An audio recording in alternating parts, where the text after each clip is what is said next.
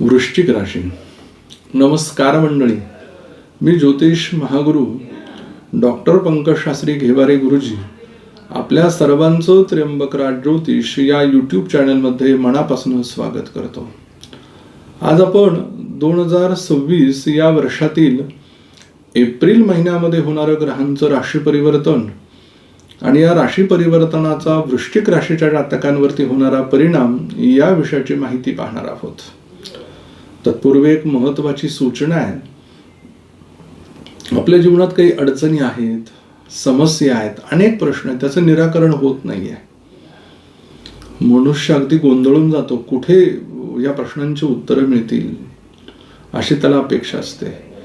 आमच्या स्क्रीनवरती दिलेल्या नंबरवर आपण फोन केला तर आमचे जे ज्योतिष एक्सपर्ट आहे हे तुम्हाला अत्यंत शास्त्रशुद्ध पद्धतीने उत्तर देतील, मार्गदर्शन करतील, ज्यानं आपल्या आयुष्यातील अडचणी कमी होण्यासाठी नक्की आपल्याला मदत होईल. या संपूर्ण एप्रिल महिन्यामध्ये काही ग्रह राशी परिवर्तन करत आहेत. 2 एप्रिल या दिवशी मंगळ ग्रह मीन राशीमध्ये राशी परिवर्तन करून जातोय. 10 एप्रिल या दिवशी बुध ग्रह मीन राशीमध्ये राशी परिवर्तन करून जातोय. 14 एप्रिल या दिवशी सूर्य ग्रह मेष राशीमध्ये राशी परिवर्तन करून जातोय. 19 एप्रिल या दिवशी शुक्र ग्रह वृषभ राशीमध्ये राशी परिवर्तन करून जातोय. 30 एप्रिल या दिवशी बुध ग्रह मेष राशीमध्ये राशी परिवर्तन करून जातोय. या राशी परिवर्तनाचा वृश्चिक राशीच्या जातकांना नेमका काय परिणाम होणार आहे ते आपण ह्या व्हिडिओमध्ये पाहणार आहोत. वृश्चिक रास प्रथम स्थान, त्याला आपण लग्न भाव असं म्हणतो. या स्थानाचा स्वामी मंगळ ग्रह 2 तारखेला राशी परिवर्तन करून तो मीन राशीमध्ये जातोय. म्हणजे मग पहिले 2 दिवस तो चतुर्थामध्ये कुंभ राशीमध्ये सुखस्थानात आहे. पहिले 2 दिवस फक्त डोक्यात एकच विचार आहे, वाहन घ्यायचं आहे, वास्तू घ्यायची आहे, जमीन घ्यायची आहे, काहीतरी करायचंय परिवाराच्या उत्कर्षासाठी. आणि तो केलेला संकल्प वृश्चिक राशीच्या जातकांचा परिपूर्ण होताना दिसतो आहे.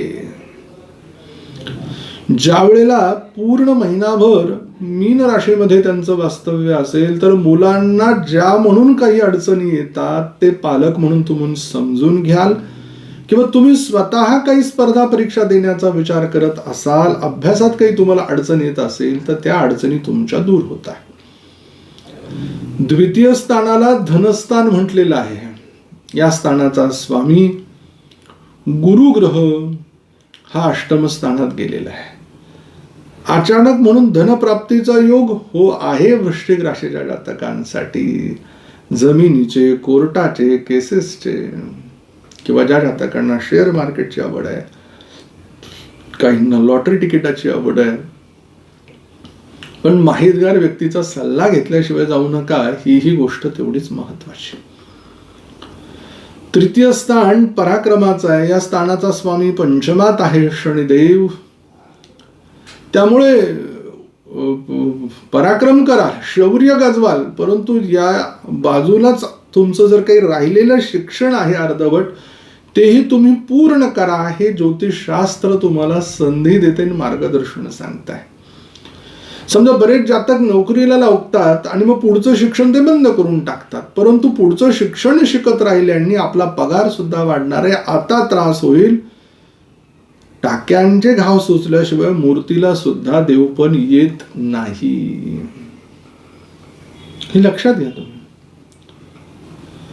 चतुर्थ स्थानामध्ये कुंभ राशी आहे. स्वामी शनी ग्रह हा पंचमात आहे. मग मुलांच्या दृष्टीनं एखादी चांगली वास्तू शहराच्या ठिकाणी तुम्ही घेताय, त्यांच्या शिक्षणासाठी तुम्ही काही पैसे खर्च करताय साठवलेले, मग बऱ्याच वेळेला अडचणींचा सामना करावा लागतो अशा वेळेला. पण अशा वेळेला न डगमगता मुलांचा जर पाया निश्चित झाला, प्रगती झाली, तर ते तुमचे चांगले दिवस आणल्याशिवाय राहणार नाही. पंचमस्थानाचा स्वामी गुरु ग्रह हा अष्टमात आहे आणि पंचमामध्ये शनी मंगळ सहवास योगात पण आहे. मग अशा वेळेला पंचमेश अष्टमात असताना संततीसाठी घेतलेला चान्स हा योग्य ठरत नाही. शक्यतो या महिन्यामध्ये संततीचा विचार तुम्ही करू नका. डॉक्टरी इलाजाला यश पाहिजे असं मिळणार नाही, आध्यात्मिक गोष्टीला पाहिजे असं यश मिळणार नाही. मग आपण ती अपेक्षा किंवा ते सोडूनच द्यायचं का? नाही, तर तुम्ही तुमचं कर्म करत राहिला पाहिजे. एखादा महिना रिझल्ट हा मागे पुढे येतो, परंतु सातत्य ठेवणं, त्यांनी सांगितलेल्या नियमांचं पालन करणं गरजेचं आहे. षष्ठ स्थानामध्ये मेष रास आहे. स्वामी मंगळ ग्रह हा 2 तारखेला चतुर्थातनं पंचमात येतो षष्ठेश.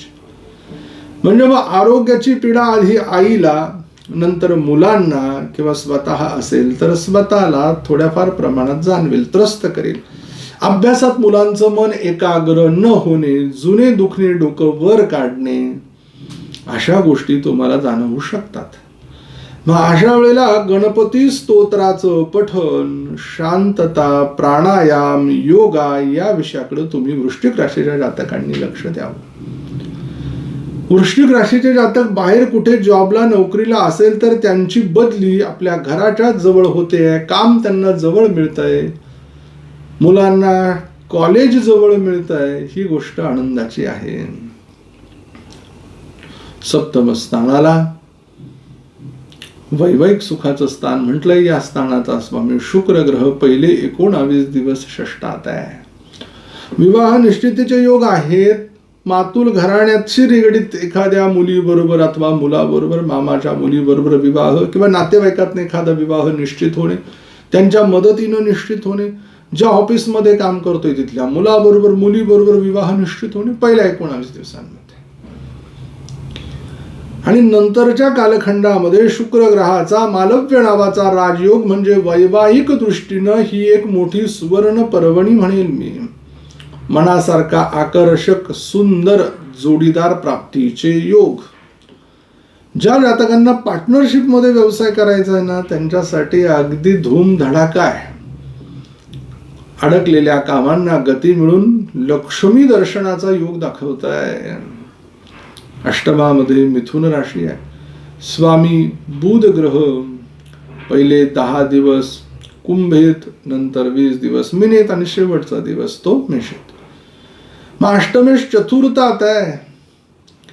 त्यामुळे आरोग्याच्या दृष्टीनं आणि आर्थिक प्राप्तीच्या दोन्ही दृष्टीनं जर आपण विचार केला तर आईकडनं काही शेत जमीन किंवा संपत्ती आलेली असेल तर तिचं लाभात रूपांतर आहे.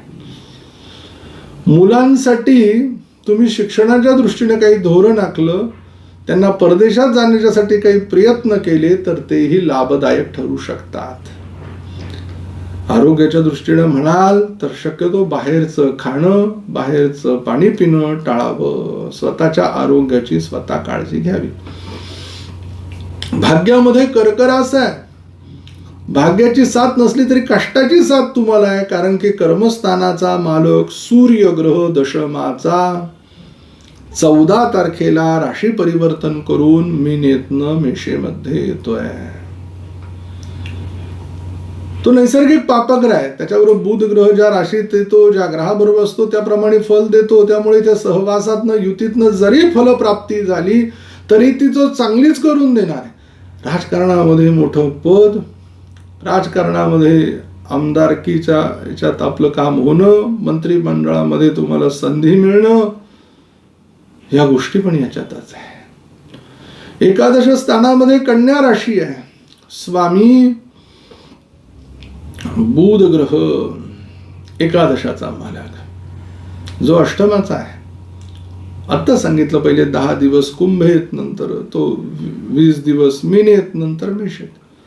लाभ झाला तर आईकडनं, मुलांना नोकरी लागण्यानं, स्वतःची बढती झाल्यानं, सगळीकडनं होणार आहे. फक्त मिळालेल्या लाभाचं व्ययात रूपांतर होणार नाही, एवढी काळजी घ्या. कारण की व्ययेश हा षष्ठात आहे, आरोग्याच्या समस्या निर्माण करणार आहे. पत्नीला पतीला शरीर पीडा जाणवणार आहे. जर काळजी घेतली तर त्या त्रासाला टाळता येईल. वृश्चिक राशीच्या जातकांसाठी शुभ अंक 7 आहे. शुभ रंग तांबडा आहे.